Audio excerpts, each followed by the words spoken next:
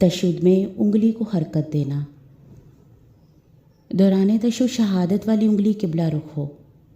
آپ صلی اللہ علیہ وآلہ وسلم تشہد میں انگوٹھے سے ملنے والی دائیں ہاتھ کی انگلی شہادت کی انگلی اٹھا کر اس سے دعا کرتے۔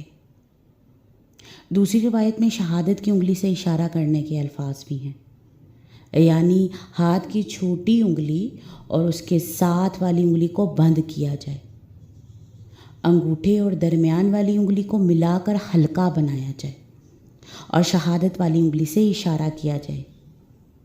رسول اللہ صلی اللہ علیہ وآلہ وسلم ہاتھ کی 2 انگلیوں کو بند کرتے اور درمیانی انگلی اور انگوٹھے سے ہلکا بناتے، پھر اپنی تشہد کی انگلی کو اٹھاتے۔